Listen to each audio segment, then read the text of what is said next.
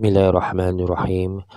Alhamdulillahirrabbilalamin. Wassalatu wassalamu ala ashrafil anbiya wal mursalin wa ala alihi wa sahbihi ajma'in. Assalamualaikum dan salam sejahtera. Yang berusaha Puan Guru Besar, Puan Anita Syamini S. Azman, para penolong kanan, guru-guru, ibu bapa dan murid-murid yang saya kasihi sekalian.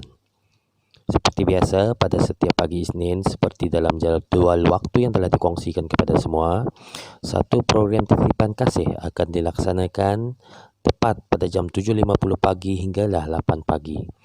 Di mana selepas itu ianya akan disambung dengan PDPR bagi subjek matematik. Pada minggu ini adalah giliran saya, Cikgu Airul Azmi bin Abdul Ghani selaku penolong kanan pentadbiran untuk melaksanakan program titipan kasih ini. Di kesempatan ini, saya terlebih dahulu ingin memohon kepada semua murid untuk terus mengekalkan SOP dan mengikuti apa jua saranan Kementerian Kesihatan Malaysia bagi membendung penularan COVID-19 yang semakin menjadi-jadi di wilayah Persekutuan Labuan.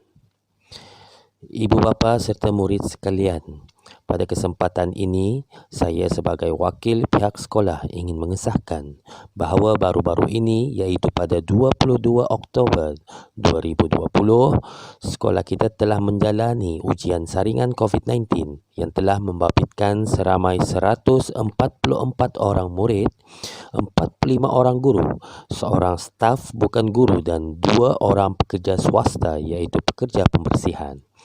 Ujian saringan ini dijalankan kerana terdapatnya beberapa kes murid kita yang telah disahkan positif COVID-19.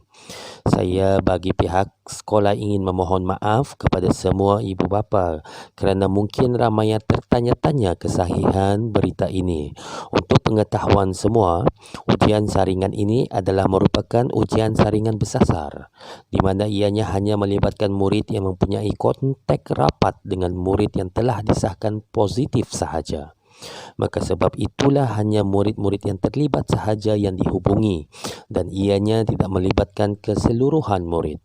Selain itu, jumlah murid yang positif serta identiti murid adalah dirahsiakan bagi menjaga kepentingan murid tersebut serta tidak mahu menimbulkan sebarang kerisauan di kalangan ibu bapa. Selain itu, saya bagi pihak sekolah juga ingin memohon maaf sekali lagi. Kami sudah melaksanakan SOP di peringkat yang paling maksimum, tetapi kami tidak dapat juga mengelak dari musuh kita yang halimunan ini. Anggaplah ini ujian bagi kita semua. Untuk pengetahuan semua murid dan ibu bapa juga, ujian saringan ini dianggap sebagai satu ujian generasi pertama di mana sekiranya dalam ujian saringan ini terdapat lagi murid atau guru kita yang positif, sama ada melalui ujian yang telah dibuat di sekolah atau di luar sekolah, maka ujian saringan bagi generasi kedua akan dibuat. Oleh itu, marilah kita semua bersama-sama meningkatkan doa kita sama ada kita seorang Muslim ataupun bukan Muslim agar tidak wujudnya ujian saringan generasi kedua bagi SK Pekan 1. Di kesempatan ini juga saya ingin mengucapkan terima kasih kepada 471 orang murid yang telah berjaya mengikuti sesi PDPR sepanjang minggu yang lepas. Saya merayu kepada semua ibu bapa untuk turut bersama-sama kami dalam memberikan pendidikan yang berterusan kepada anak-anak kita. Kepada yang belum melibatkan diri dalam PDPR yang diberikan oleh guru-guru, diharap bolehlah mengaktifkan diri supaya anak-anak kita tidak ketinggalan dalam pelajaran.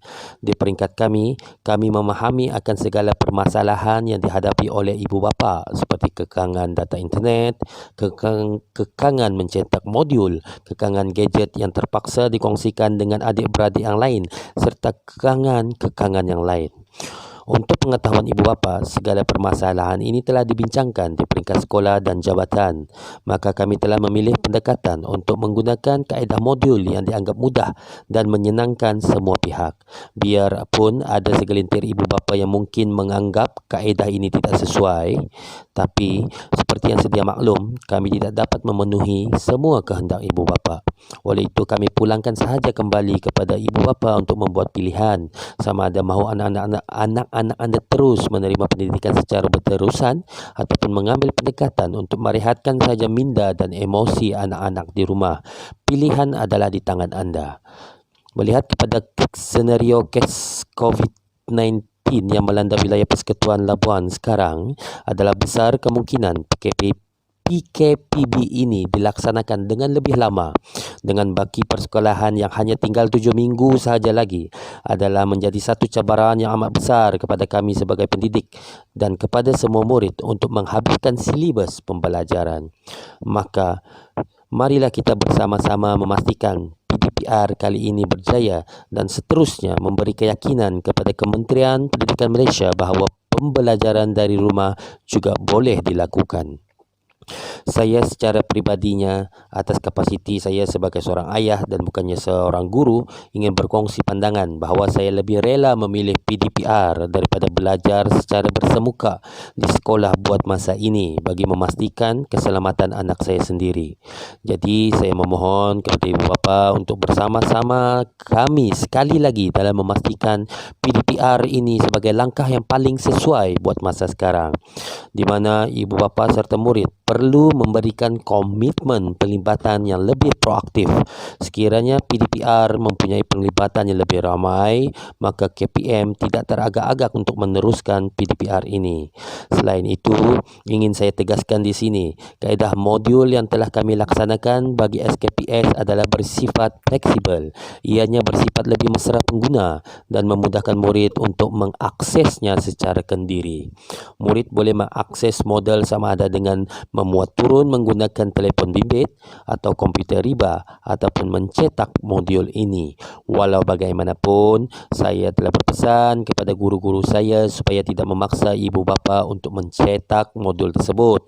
Maka wujudlah arahan tugasan dalam bentuk di mana murid hanya disuruh menyalin soalan dan memberikan jawapan dalam buku latihan, ataupun apa jua bentuk arahan tugasan yang tidak membebankan murid.